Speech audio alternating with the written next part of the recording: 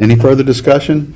All those in favor say aye. Aye. Like sign opposed. No internal budget revisions. Have a few change in statuses. A new hire recommendation received from Tim Zaya, Community Corrections Director, for Alexa Grande. You nailed it. Did I? That's good. I would say it. We haven't gotten that part yet. Oh, the purchase order. I'm sorry. Yeah. Okay. Let me back up. Mr. Barnhart, you have any questions on a purchase order? Yeah, I'm out of the clouds here. I rolled right over that one. Anything on the purchase order log? Okay. No internal budget revisions. Change in status. Are we ready for that now? All right, Okay, go for it. New hire recommendation received from Tim Zaya, Community Corrections Director, for Alexa Grande as a home confinement officer with an annual salary of $43,135, and that's effective October the 28th, 2024. Change in status received from Gary Wine, County Administrator, for Julie Wright. She is transferring from the County Commission's Office and Administrative Assistant 2 to the Planning Office as the Administrative Assistant 2, effective October 21st, 2024. There will be no change in salary. Change in status received from Brian Ross, Community Development Director, for Sarah Sandry. She is going from Administrative Assistant 2 to Planner 1 with a salary increase from $43,134 to $54,943, and that's effective October the 16th. Is there an increase in demand in planning for? Yes, sir. They've had a void for some time. Brian's been anxiously awaiting being able to do that. Have a change in status received from the Honorable Tony Petrucci, County Clerk, for Donald Castleman. He is receiving a salary increase due to increase in workload. His salary will go from $42,903 to $45,778.30, and that's effective November the 11th, 2024. Change in status received from Jennifer Swisher, 911 Director, for the following. This is effective October the 19th, 2024. Have Melanie Colazzo and Crystal Cutlip are being promoted from telecommunicator 2 to senior dispatchers with the salary increase of $54,443 to $57,166. Monica Ruiz, that's it, okay, is being promoted from call taker to telecommunicator 1 with a salary increase from $46,357 to $50,341. Change in status received from Gary Wine, County Administrator, for Philip Peter. He is transferring from emergency communication as a CAD support tech to an IT specialist 2, effective November the 1st, 2024. There will be no change in salary. Change in status received from Tim Zaya, Community Corrections Director, for Steve Grant. He is going from a part-time to full-time driver. His salary will increase from $17.82 per hour to $39,812 annually, and that's effective October the 15th. He's going to drug screening tech, the driver to drug screening. Oh, drug screening tech, okay. Now, my correction there. It says, letter of resignation received from Prosecuting Attorney's Office for Jared Smallwood. That's effective November the 1st, 2024. Letter of resignation received from Emergency Communications from Amanda Miller. That's effective October the 9th, 2024.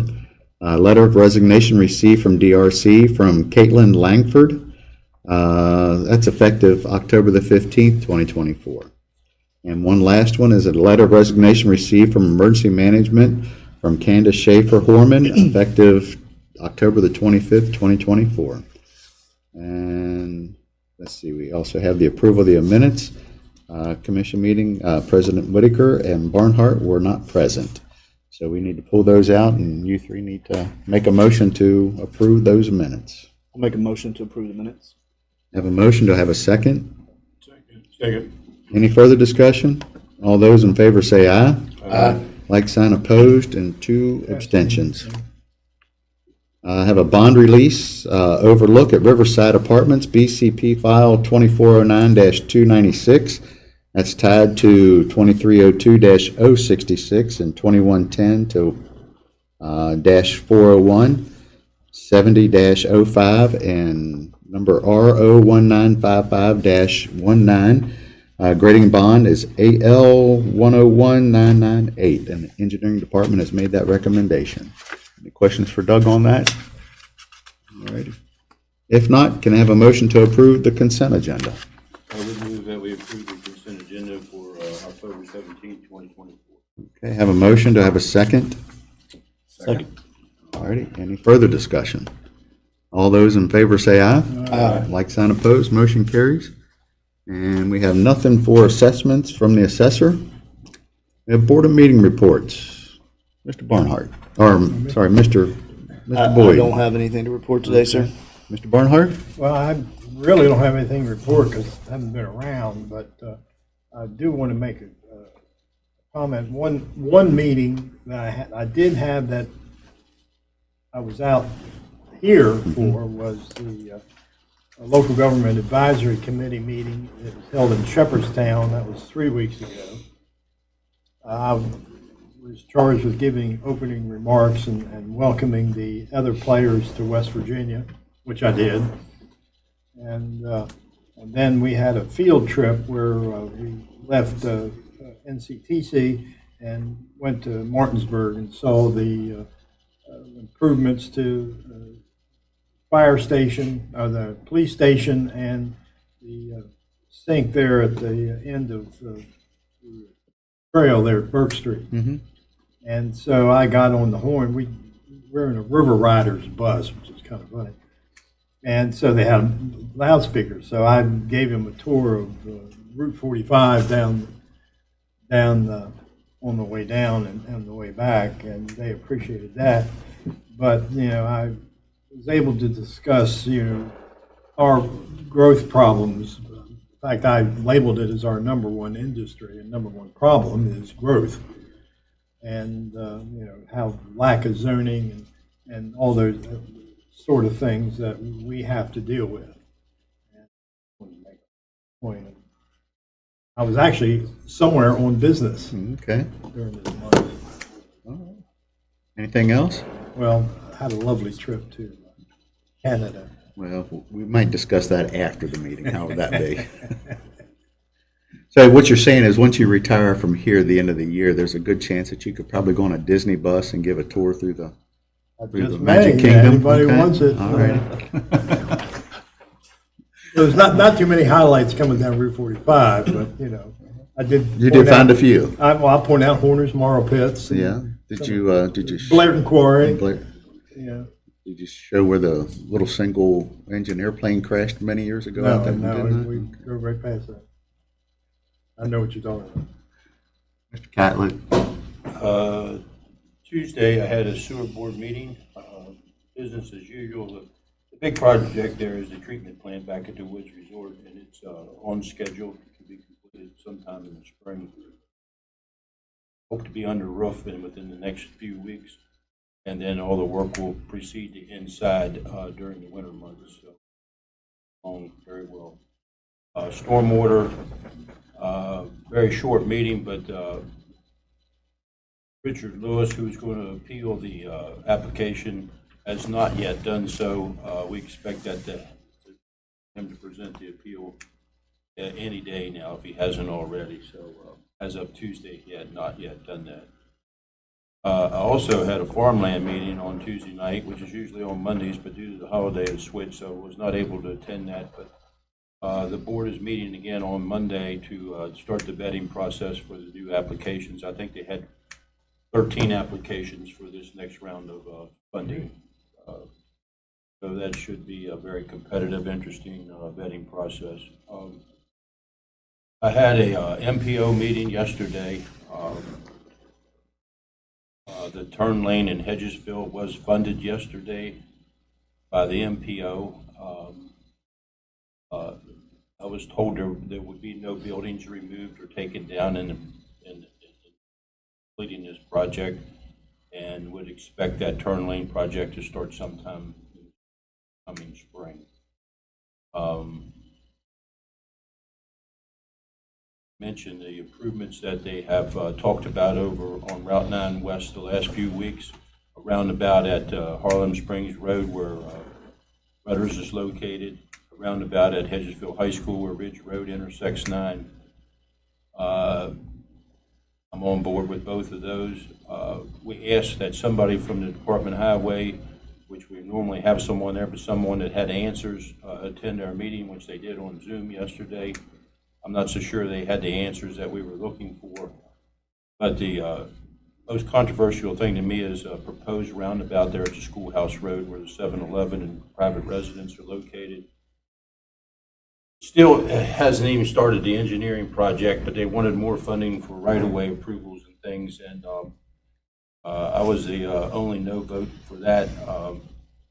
There's just, to do a roundabout there, they're going to have to take out the 7-Eleven, which is a small business that's been there for over 50 years. They're going to have to take out several residents that have lived there for 50, 60 years.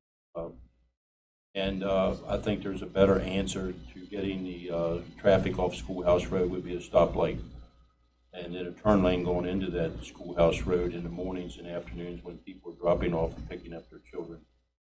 But it's still under consideration, so we'll see how that goes. Leaving Sunday morning early with Commissioner Goganire, we're headed to Huntington. CCAWB is having their fall board meeting. It starts at noon on Sunday, and then we'll be there through Monday at noon on Monday with, and of course, the most of the attention and discussion is going to be about the upcoming legislative session for this coming winter. There's already been a lot of talk during the interims about different bills. And of course, I will continue to push the 1% sales tax as the #1 priority for the association, hopefully. And then also the elimination of the rollback as well. And I just wanted to update you also, I met with the school maintenance head yesterday over at P.O. Faulkner Park. The school board is going to put lighting, and we own, the county owns that park even though it's in the city of Martinsburg. They're going to put lighting on the tennis court project, which will be also be available, of course, for the public to use. And I also walked on the new turf softball field up above the baseball field there. That project, the turf has been completed, and the tremendous improvement that was made for that particular field. So things are, and they have paved the tennis court parking area as well. That wasn't done back when the ball field parking and the trail was paved, but it has been completed now. So I would say that P.O. Faulkner Park is the best condition it's ever been in the history of that park. And that park opened and was built open in 44 years ago. That's all I have, sir. All righty, thank you. Goganire. Yes, Ms. Kelly, during your conversation with the MPO, was there any discussion about replacing that signal at 901 so that it can adapt to the change of traffic flow? We talk about that as well, yeah. And the problem is on the way home in the evenings, driving from east to west, the light needs to be reduced for the left turn lane because all the traffic's now going the opposite way. And hopefully that'll be, I did ask yesterday when they expected to have 45 and road to the mess out there on Apple Harvest with the Lowe's area and all that, and no one has an answer for that. So I know they've hit several different utility lines and pipes and things, and they've caused some delays in the project, but Another one this morning. Big one this morning. another one this morning, yeah. So it's it won't come none too soon, I'll say that, but no one seems to have an answer as to when that'll happen, but working hard on it. So thank you. Yes, Mr. President, last Thursday, I attended a ribbon cutting for Pyramid Health Group at Camp Tomahawk, which they've also purchased a Mountaineer Recovery Center as well. So they're making a big presence here. They're going to phase their operation in to a maximum capacity, I think, of 77 men. This will be a male facility. They're operating in 7 different states right now, and this is the first one in West Virginia. So I'd like to welcome them. at a Parks and Rec meeting. If you haven't seen or heard, the pickleball courts are now open on Baltimore Street and getting good reviews. They're busy already. Just really, really looks nice. The brick house renovation at Poorhouse Farm is complete, and it will be added to the wedding package that's being offered, or it can be rented separately, for daily events. And they've got that all worked out. They're having a trunk or treat at the rec center on the 26th in the parking lot. And something a little different this year, they're going to have Christmas in the Park at War Memorial, where different organizations will go in and decorate trees, and you can either walk or I think drive through the park to look at the beauty of the trees. At a Health Department construction meeting, concrete will be poured next Wednesday, Thursday, and Friday. That project is moving well. The report still working on trying to get the elevator complete. The building is really, really nice. Waynesboro Construction has done really a nice job. And furniture will be delivered on the 4th through the 9th, I think, the 4th through the 9th. So, getting there. We're rounding the corner, that's for sure. The jail facility that will be converted to the courtroom.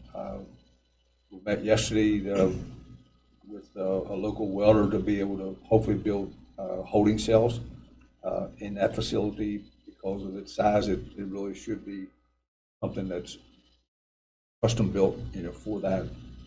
And they're also working on getting the canopy, doing some work there so it can take some of those posts out where they'll have room to drive the van through to unload the folks into the facility. Criminal justice. These guys, when Tim comes before us, they got a lot going on over there.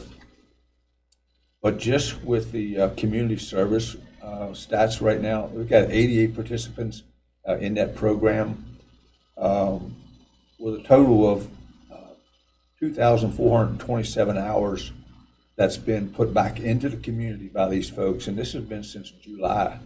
That's July 22nd through October 16th. A total of 2,427 community service hours. Most of it, the bulk of that goes to roadside litter. So they're hitting on all cylinders. Home confinement, we currently have 126 offenders in the supervision program. And since January, there have been a total of 317 total that's been supervised. So that equates out to 36,212 days of supervision. And once you do the math, if they were in jail, it would be approximately $1.9 million incarceration savings. An increase in the jail bill. Yes, yeah. So that's really a good thing on multiple different levels. Also, I'd like to take the opportunity to thank Clerk Petrucci and his staff, and Mr. Wine and his staff for the seamless move from 100 West King to the Dunn Building over this past weekend. It was extremely well done and well timed, and I checked on them yesterday, and they're right back at it. So they're doing what they need to do. So thank you. Nothing else? Okay. I myself didn't have any meetings to report on, which kind of moves us on down here to, Let me say this, Jim, about the jail piece. That will obviously be a very hot topic at the meetings this weekend and regarding the jail bills. It's been ongoing for the last several months. right. It was brought up during one of their interims several months. Hot topic too. Really pressing a lot of counties. Not only in West Virginia, but, throughout the United States. It's tough. An epidemic that we're lucky to have who we have in that position to help mitigate the situation. So righty. I didn't, Penny, I did send you an application for, I think I threw an email for Tasha Jones. I don't, might have been, okay. We'll put it on the agenda whenever we get that. Yeah, make sure. It's for a interview? Yeah, Tasha Jones. All righty.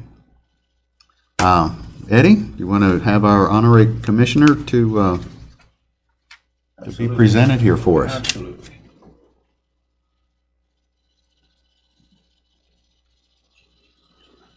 Repeat after me. I swear and affirm Do swear and affirm that I will uphold the Constitution that I will uphold of the state of West Virginia the state of West and the United States, Virginia, that I will work hard to fulfill that I will work hard the responsibilities for the responsibilities of office of honorary commissioner of office to which I have been appointed. to which I have been appointed. Let me go. Congratulations.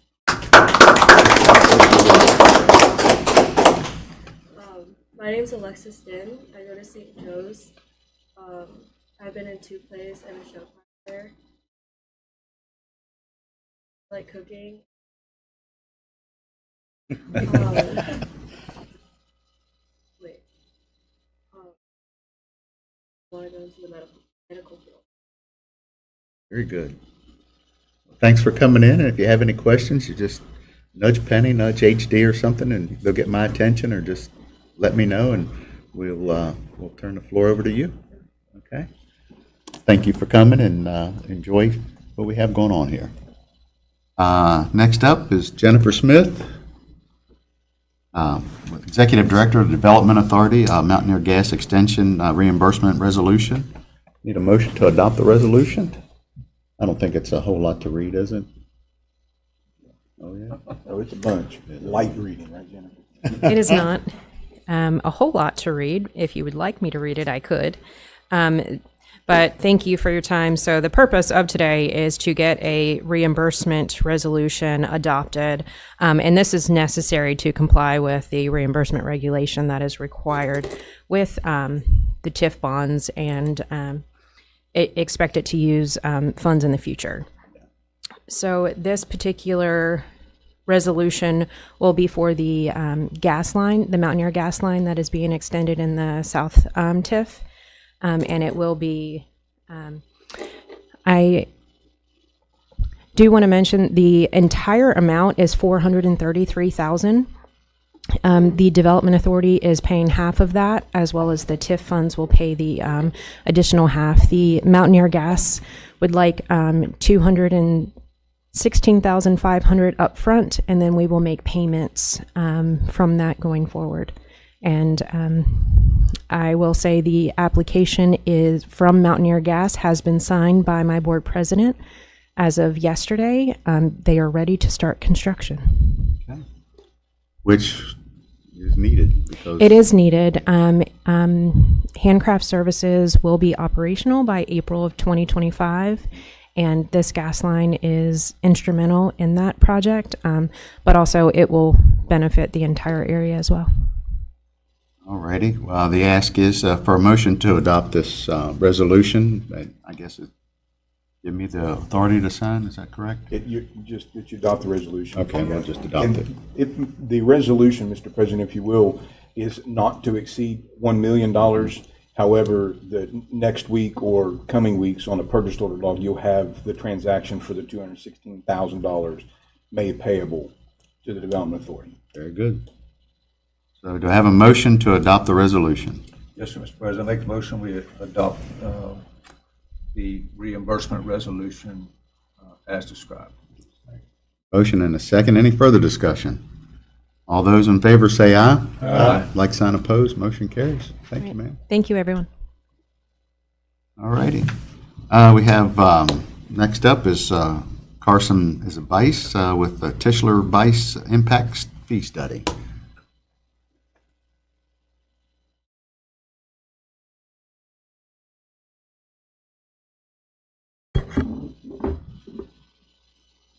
Good morning. Good morning, Mr. Chairman, members of the commission. Yes, sir. We're glad to have you here this morning. Well, we're glad to be here. I'm Carson Bice with Tischler Bice. I have Ben Griffin, who's a senior analyst with us here today to kick off the impact fee study. And what we thought we would do is just sort of give you a brief sort of impact fee 101 kind of presentation to sort of kick off the study and give the commission a chance to ask us some questions about the process or impact fees in general. A little bit about us. We've been in business now for over 40 years. We're based in Bethesda, Maryland and Boise, Idaho, and we have a unique focus on cost of growth issues. We're known for fiscal impact analysis and economic impact analysis, as well as impact fees and infrastructure financing strategies, and we've done more of this type of work than any firm in the country. It may surprise you to find out that regardless of states, there are very few options that local governments have to fund infrastructure. We have our sort of general broad-based taxes, whether it's income tax, property tax, sales tax.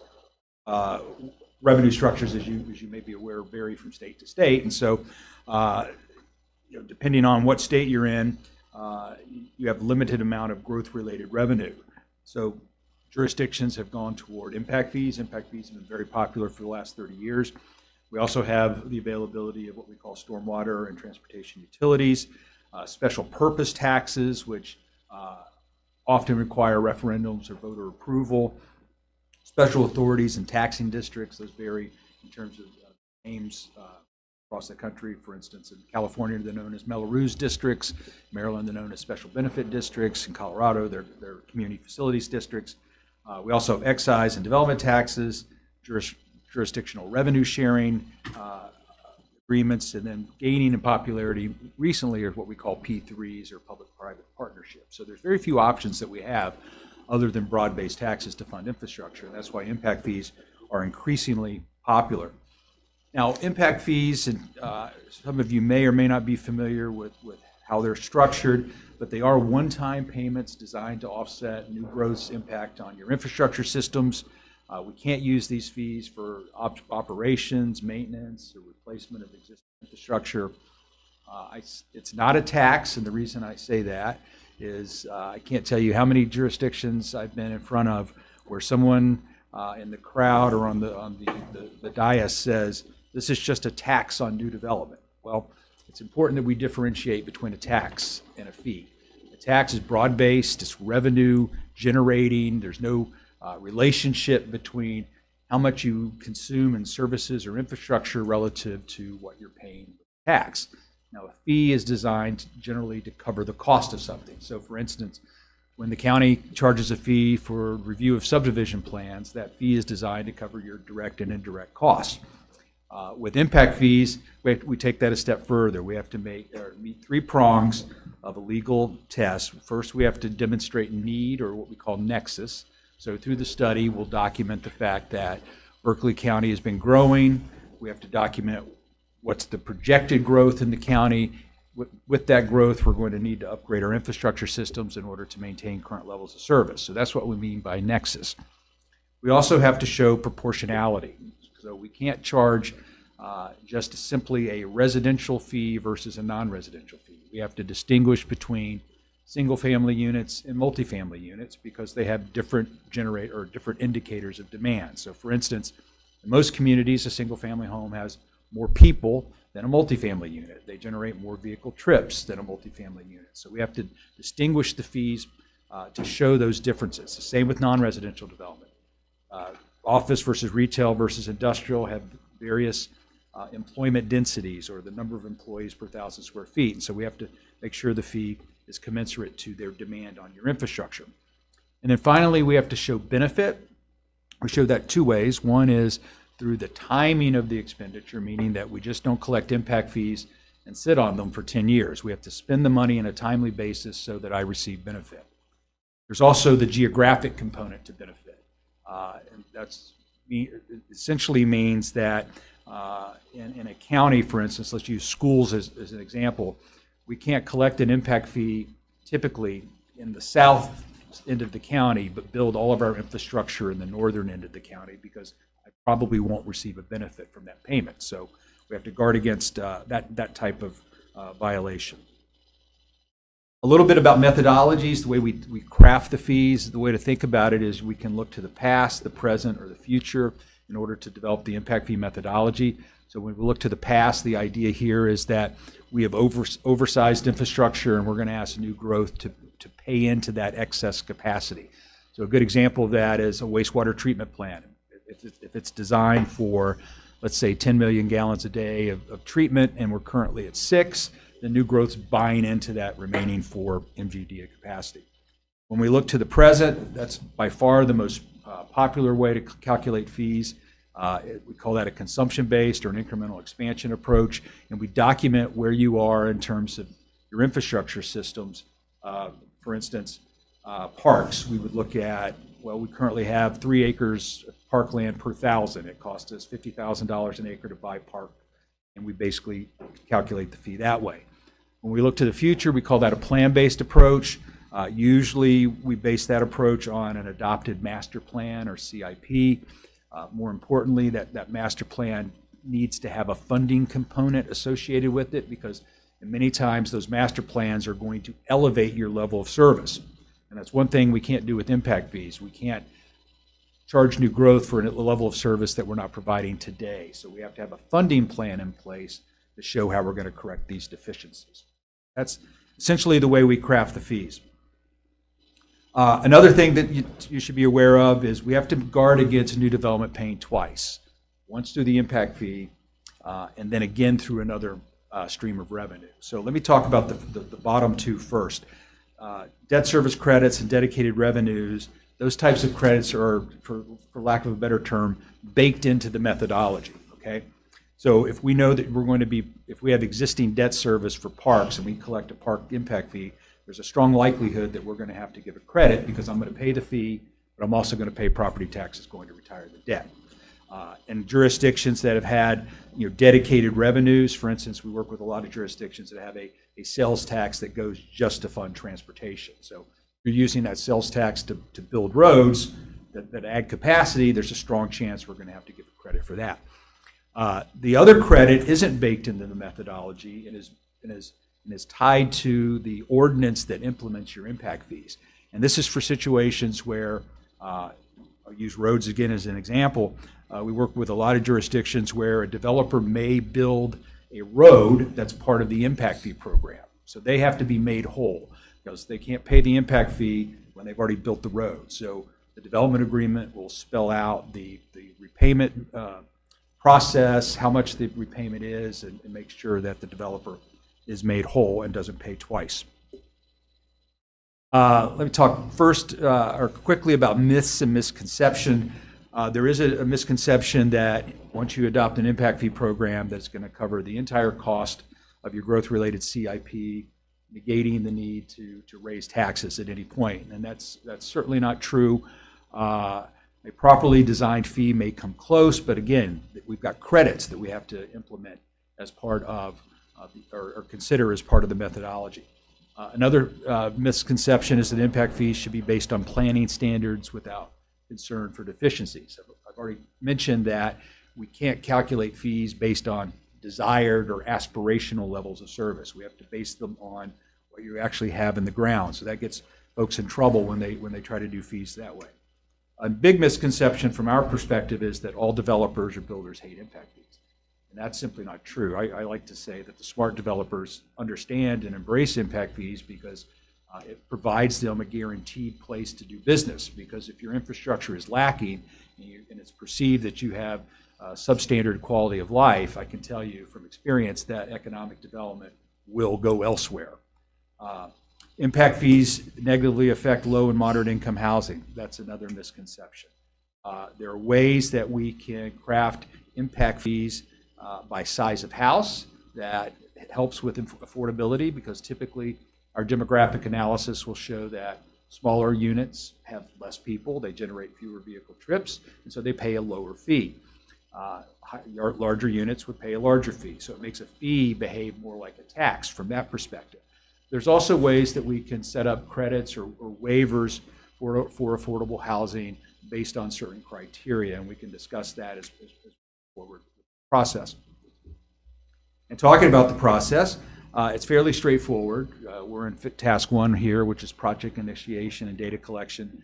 From there, we have to go into preparing the land use assumptions and development projections. So that's where we'll document where the county is now in terms of housing units, employment, population, et cetera, and then project that going forward. We're interviewing the different service providers today to gather the data we need to determine existing levels of service and gather the cost data that we need. We'll then determine the appropriate impact fee calculation methodologies, determine the need for credits, prepare the report. We would recommend, since you don't have an impact fee program now, that there be some stakeholder outreach with the development community, and then we go through the adoption process. Now, there may be some forks in the road from a policy perspective that we find as we start calculating the fees, and it may behoove us to come back to you as an elected body to have a work session with you to say, hey, here's option A for police, here's option B for police, for instance. 2 forks in the road, we need to decide which one you want to commit to. So there may be some work sessions with you all before we get to the adoption process. With that, I'm happy to answer any questions you have. I know that was a lot to cover in a short time. I know that recently our legislation has given us the opportunity, without zoning to implement an impact fee. And I feel like that, personally, that we're a little bit behind the curve compared to where we maybe should have been 15 years ago. So, but this will give us a chance to right a wrong and to make it better for our community. So with that, I'll open it up to I have a couple questions. Sure. One, when you say a timely basis, it has to be spent. You're talking 2 or 3 years. You're talking 5 years. Some impact fee acts, and I should mention that there's 29 states now that have impact fee enabling legislation, and some of those impact fee acts specifically say you have to spend money within certain periods of time. Others don't, and I don't think West Virginia has a standard, but typically we would say 5 to 7 years from our perspective is a timely manner. 6 years is what it says. 6. Yeah. Specific. And my other question, after the process is in place and we start collecting the fees, are you all usually retained as a consultant or something to help monitor that, how it's being spent and properly? No, so we can help you with setting up the implementation system, but typically what you need to do is well, first of all, you can't commingle the money in the general fund. You have to establish separate accounts, publish an annual report, and that can be as simple as a one-pager that says, hey, we took in $683,000, we spent $200,000, here's our balance forward, here's the interest we earned, et cetera. But we are not on a monetary retainer, so to speak, but we encourage all of our clients to, whenever they get into situations that they have questions about, call us. I mean, we don't charge you for that. A lot of times jurisdictions will get in a situation where, hey, we don't know where this land use fits, okay? And we can calculate a specialized, custom fee for that type of land use fairly quickly and help you from that perspective. There's only one other county in West Virginia. Right, That Jefferson. you're familiar with, and you've done work down there. Doing it right now. And they speak very highly of you, of helping getting them set up and get started. Give me a couple examples, if you would. As far as I'm concerned, I consider police, fire, and EMS a part of our infrastructure. How can those funds be used in those agencies? Yeah. So typically, for all of those, the bricks and mortar infrastructure in terms of stations or substations, you can use the money for that, and also your major pieces of apparatus and vehicles. We have a capacity improvement fee for our water and sewer district. How will this affect that, or will it? We are not under contract to address the water and sewer. That's a separate entity. And I'm assuming they have an interlocal agreement with you guys, and you guys collect on their behalf. So they They collect themselves, because you have to They're give them independent, a permit. yeah. Right, okay, yeah. Yeah, so it won't affect those rates. That's all right. No questions? I just want to say this, we're really excited about getting this in place, and I think our general public out there is very excited. They've been asking for this. Certainly need to help financially, and we, in fact, you're willing to work with us look forward to working with you to get it done. Place it would be a help to Berkeley County. Yeah, and we Do- look forward to it as well. Yeah, do you ever find that you have to go back in, revisit, like, if there's adjustments that have to be made? Let's say along the economy, I mean. Well, good question. I mean, if you're, I mean, jurisdictions that have impact fee programs should be looking at them at least every 5 years, Right. which is sort of the horizon of most jurisdictions' CIPs. You want to take into account shifts in demographics, shifts in the development patterns, or the amount of development you're getting. A lot of times, as you build infrastructure, you need to switch methodologies. So, for instance, if we had a public safety building that was a plan-based approach, and 4 years later you've built that building, but it's got excess capacity, we now need to shift that probably to a cost recovery to recover the other part of it. So there's, and in those interim years, a lot of our clients in their ordinances themselves will have an inflation adjustment on an annual basis that's tied to something like, the Engineering News and Record construction index, so that you're keeping pace with the cost of construction from years 1 to 5, and then you update do a wholesale methodological update, every 5 years. Yeah, I can see this being like our planning document. It's living all the time, and it'll be revisited, I'm sure, Yeah. multiple times. I think we have a draft report now in Jefferson County, and I think this is our 5th engagement with them in about 20 years. Yeah. Like that. And I assume you can adjust the fee structure anytime you want annually if necessary. Clarification, what do you mean adjust the fee structure? Well, say if whatever it is, I know, speaking in Jefferson County, it was very high at first, and then they adjusted it back.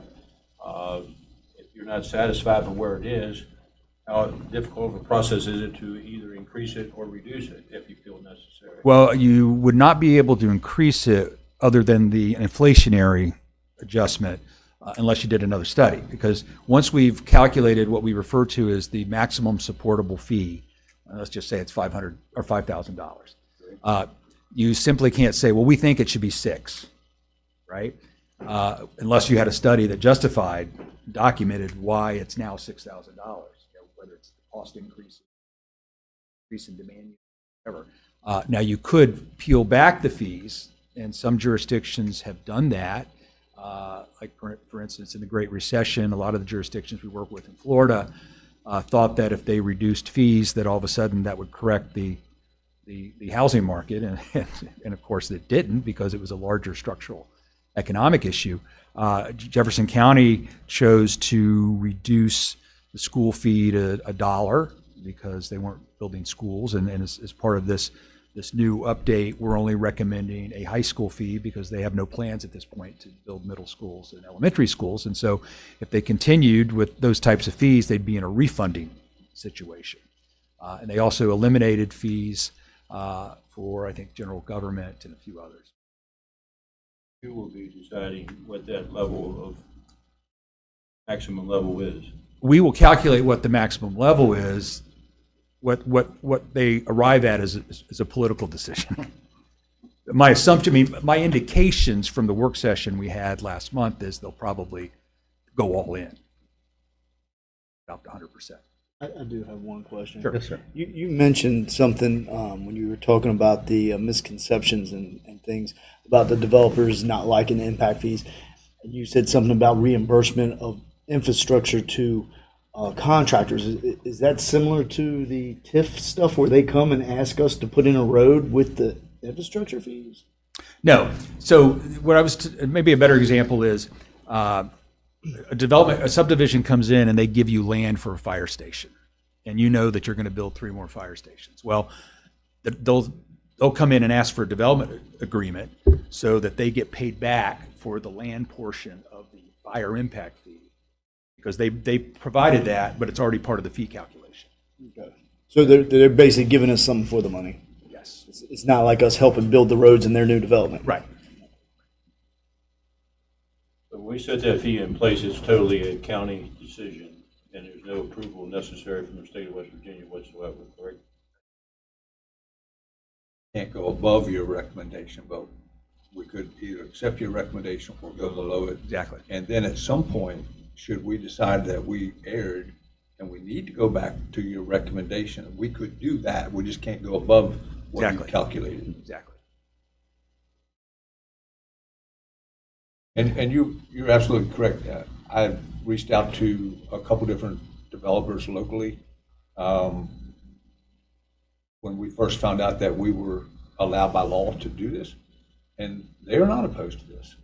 As long as they feel, as long as it's fair. Fair, exactly. And that they will be able to see the end results. Yeah. So, And we encourage, as part of the meetings today, we're going to talk about stakeholder outreach. And, particularly since you don't have fees now, I think it's important that we sit down with that group and go over things and they feel comfortable and understand the numbers. And But understand too, they're gonna pass it off to the buyer, and it's not gonna be coming out of their net, so.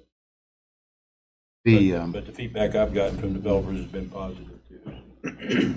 The inflation factor, I mean, like during the COVID years, I mean, sheet of plywood went from $7.99 to $79.99.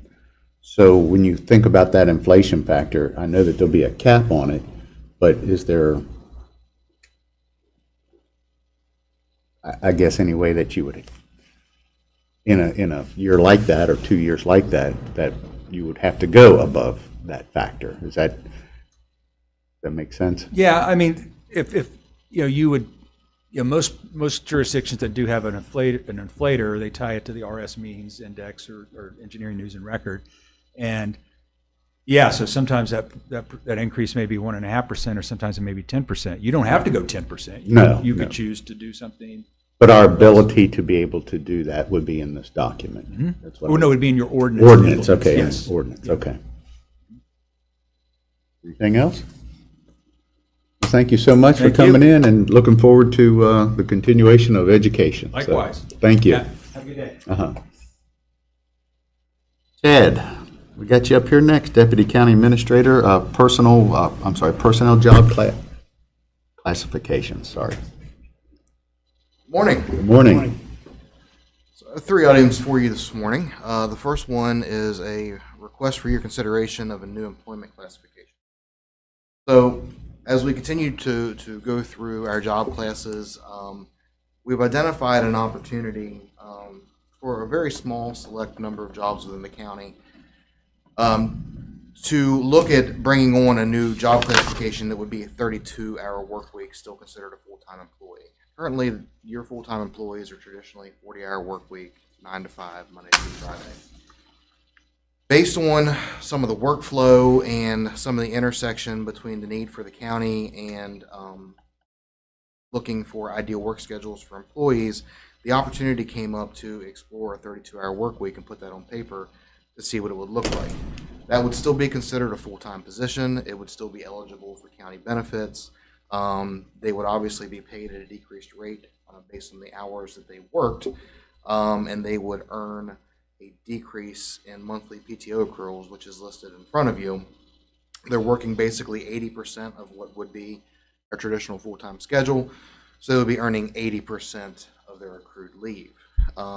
We believe that this schedule, we've already identified one position that we would like to explore with your approval, and that in some very specific circumstances in the county, this could be a great benefit workers, jobs that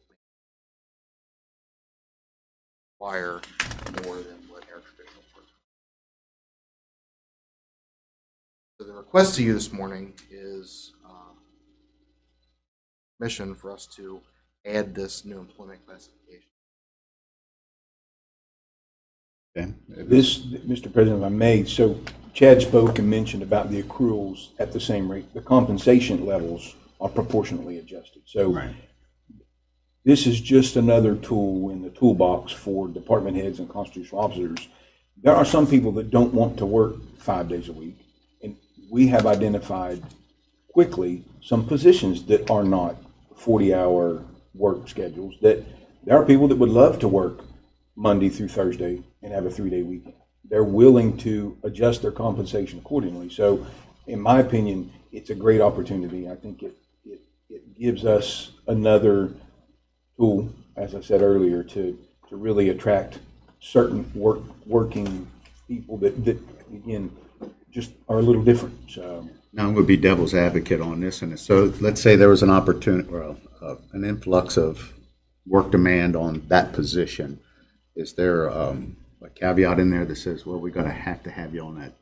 But that's Day. completely up to you. So if a department head would come to Chad and I and say, hey, this 32-hour position, I've now got more workload, I find overtime being a problem, so on and so forth.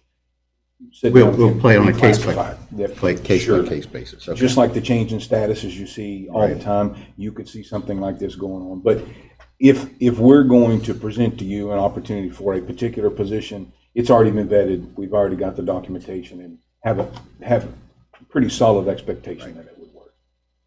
Okay. The only benefit that I see that would be questionable would be health benefit, like your health insurance. They would still get full benefits. Yeah, but- they would have to get that. I Sure. think. Sure. It doesn't affect the Doesn't benefit affect the package. health part. It literally would affect the accruals on the leaves and then their compensation. But we would still be paying health benefits regardless of whether Sure. is the only difference. And they'd be paying their portion the same way also. All righty. Well, the first motion would be to personnel job classification adoption of that. Move to approve. Have a motion. Do I have a second? Second. Any further discussion? All those in favor say aye. Aye. Like sign opposed. Motion carries, sir. Number 2, Deputy Director, Community Corrections, discussion action. So one of the things to look around is that Director Tim Saya is not here with me this morning because his calendar was pre-booked yesterday. Which, as you know, is a typical day in the life of Tim Saya. Community Corrections has grown astronomically in the past few years. They are bringing services. They are putting out more programs. They now have a contract with federal probation. There, to say that operation is diverse and complex would be enough. Tim has done this for a very long time as a director with no true. My seat, how he maintains that on a daily basis, provide the service that he. Makes him a good leader, doesn't it? He is a And fantastic. so it was like 70-some employees now, 79. It's just at 70 employees. Yeah, and I think of those 70 employees, 67 of them, and of those, he has multiple highly degreed and of employees. Tim's being pulled in many, many different directions, and we believe that it is time to assist him. We feel that this would only help community corrections and would be extremely beneficial from the get-go. We have attached the job description to this posting. The basic job of this deputy director is going to be the day-to-day personnel management of community corrections, PRC, Recovery Resource Center, Home Confinement, Community Service. The deputy director would work directly with the managers and supervisors on a daily basis to help assist them. No issues, scheduling. The deputy director would also sit in on interviews, help with hiring. Also, backup for Tim. He worries a lot when he's out of town. The job would be a grade 14, and the salary of that position based on qualifications and experience would hire anywhere between $70,000 and $11,000. Gary can speak to finances of that. So you well know, you currently have about 80% of all staff over there that is grant funded. Most recently, Tim stood in front of you with the relationship with federal probation and doing that work. You approved staffing, and he showed you on paper that the billing for that would complete. So in all of these instances, the department bills Medicaid and so on and so forth. There is plenty of revenue generated to offset the cost of the position as it stands now. They continue to offer opportunities and services and generate revenue at the same time, which is an oddity for government. You know, right? We typically don't have revenue centers other than our tax collections or fees in place, like we just talked about. But in this unique environment, not only does it defer expenses like jail bills when they're not in jail, but of the services, you know, the drug testing and all of the stuff they do, there is money available if the condition to create the position to fund. Any other questions? Timing. Now, Tim would take it tomorrow if he could. So by the time you post and advertise, it's probably 2 months. First of the year, probably. This isn't someone off the street that you're just going to get. It'll take some time, probably a month of advertisement, I would think, Chad, and then several weeks of interviews. We're in the holiday season, it's first of the year. Yeah, and we currently today have no redundancy in this program at all. If Tim, God forbid, something happened with him getting sick or in an accident, there's no number 2 person over We allow him to take vacation. well, we probably shouldn't, but He's a lot like Brian Ross when they're on vacation, they're working, right? So that you have some awesome department heads that work with them. It's not that's fair. unfair. It It is. is. That's not fair to Tim. Take a cruise, you're offshore, you have no connection to land, it's wonderful. And you let everybody know the day before, right, Mr. Yeah, Barnhart? that's right. Don't give them a heads up. All right, I look at it as the same dilemma we had with Gary being here with that deputy director under him. What if Gary gets sick for 2 months? Where were we? Gary would drag himself in. Well, but that's the point I'm making. How unfair is that to him? So I look at it the same situation, smaller scale, but still. Got to have that in place in my mind. I would be all in favor of it. I'll make that motion. That motion, okay, for a position of Deputy Director for Community Corrections. That's a motion. Do I have a second? Second. Any further discussion? All those in favor say aye. Aye. Like sign opposed, motion carries, sir. Number 2, Fire Department. Fire department. So I'm going to have Chief Roberts come up here with me. Fire chief and I have been working pretty close together over the past few months. We did ride along about a month ago. Went out and had lunch. Talked to some of the firefighters. Met with some of the lieutenants. We talked about some of the staffing challenges the fire department has. Coming from emergency services myself, one of the challenges you always face: staffing levels. You staff at a certain level to meet demand, but typically there's not a whole lot of availability to staff over that level. So when vacancies are created through vacation time or sick time or hiring vacancies, a lot of times we have to look first for part-timers and then second to full-timers to fill those openings. Unfortunately, over the course of the past few years, the availability of the part-time workforce has so more and more workload has been put at the feet of full-timers to come in and work. Well, that, of course, is more expensive. That happening, it just makes more sense, cheaper, and a better business decision to bring on overtime. That's where we're at now. So part-time workforce of the fire department was at 19.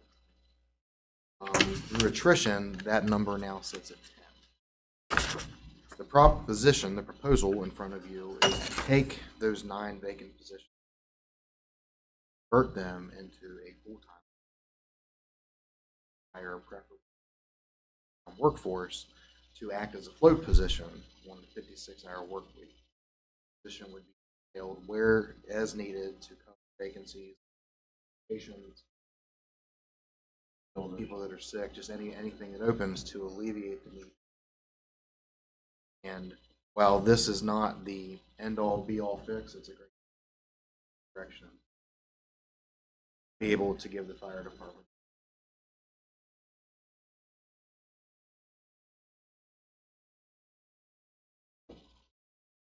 Well, the problem is my staffing is, as we go in years, I start getting burned. Guys are having problem. Not really, I would say a problem for them, but a problem for the chief department, trying to ensure that I've got staffing and all 5 hours. So I think we could probably take it a step further, but we'll take one step at a time. So, we'll see how we do with this floater. I know it's gonna be cost savings where we're at, and I think we'll overtime will probably be around. We're a little overdone, yeah, we had a sick. We can start covering that position. So I think, wheels are always turning, so, I'm not trying to cut my guys out of overtime. There'll still be overtime, but this will minimize a lot of overtime. Like I said, cutting down 9 part-timers out. That's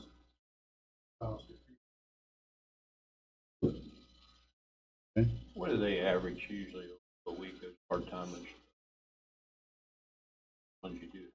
So you gotta watch because You can't go over we can 20 only, hours? It's like 1,040 hours a week. 1,020, I think is what it is. So, You can't exceed it in a year.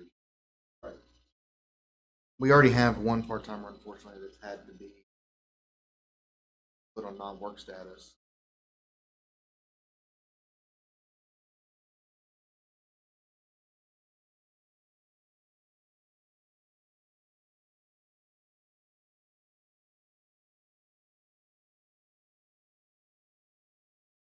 Which I can tell you.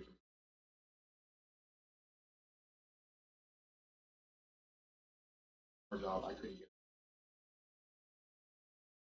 there's also a dedication. Martinsburg. Red face. Not bad people, but their dedication. Part-time employee of Berkeley County. Home job. Hey, we got overtime. So you,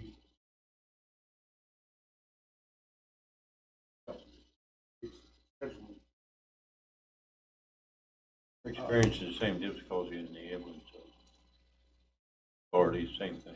We did this. At They're the making ambulance adjustments authority. there to try to hire more full-time people to cover it. We reduced our part.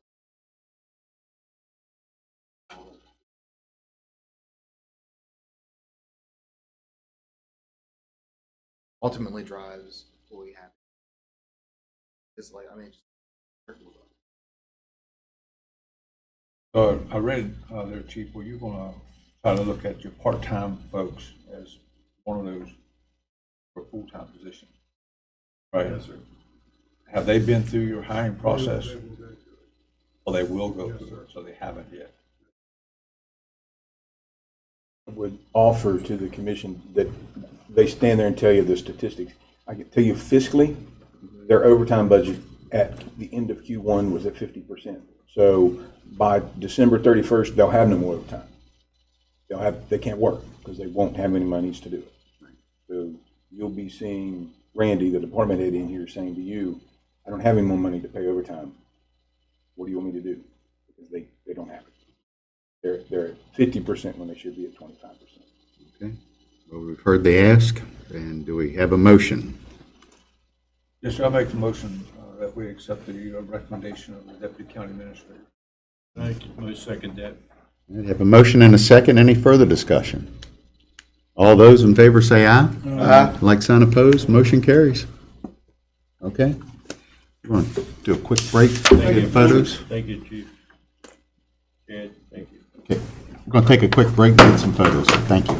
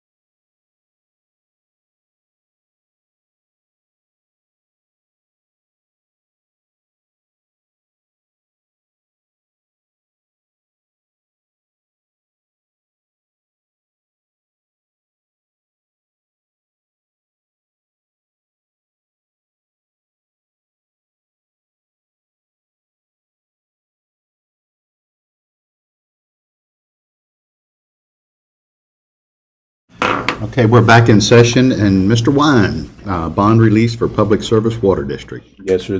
That's the first thing I have. Historically, you've had the executive directors from the outside agencies come in and ask this, but as you well know, it's a pretty busy day for Mr. Willett, and I told him if he'd send it to me, I'd take care of it. The Water District is asking you to release the $150,000 bond that they have for their plant construction. You have supporting documentation from engineering that says they have no issues with that. So it's that simple. They just like Okay. for it to be released, please.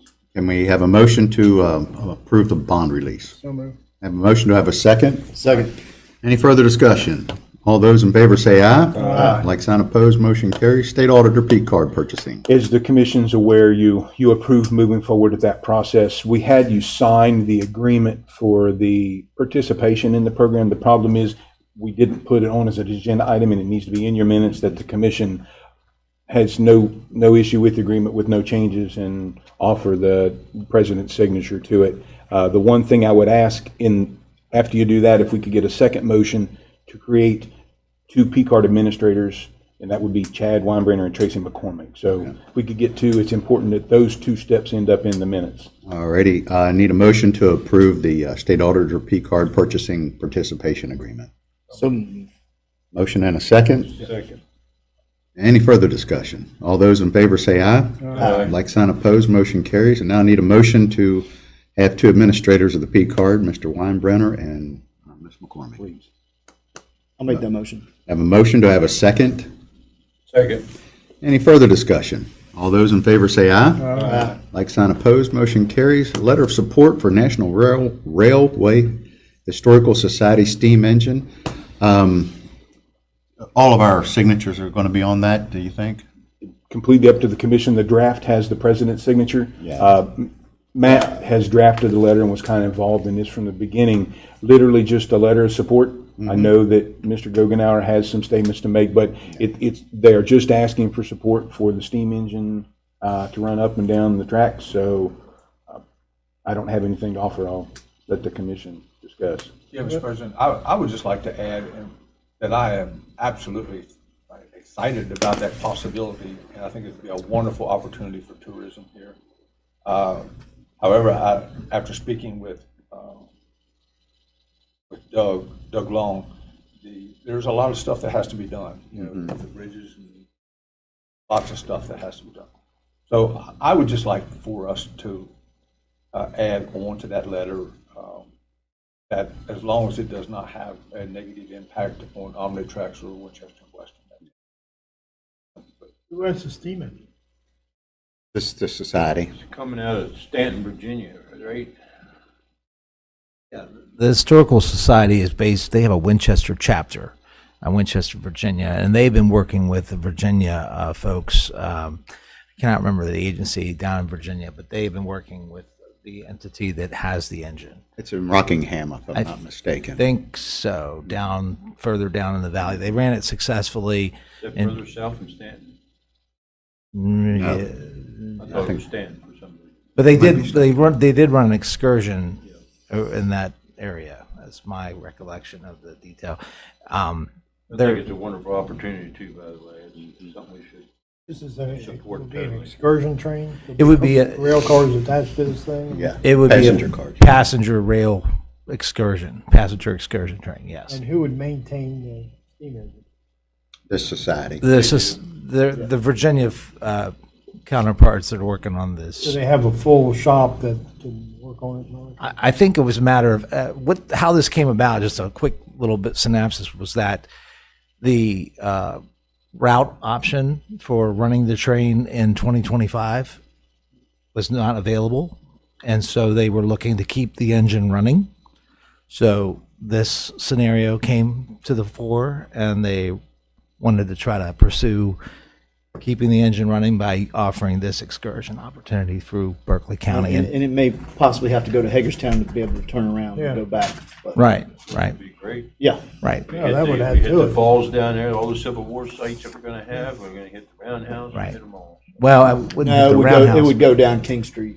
the Cumberland Valley Well, Railroad. I'm saying that they could stop and people could visit. the Oh, railroad. yes, yes, Yeah, yes. that Oh, was- yes, that's the absolutely, whole yes. key, Yeah, is it? but it would be down the track that runs by Tuskegee, Yes. right? Tuskegee, Correct. right. It runs through the Cumberland, yeah, the original Cumberland Valley Station is where Alpha Associates and the Big Red Apple on West King, that's the original, that's the Martinsburg station. And then there was other stations at Tabor Station and Bennington and Inwood. Inwood Park. You all are familiar?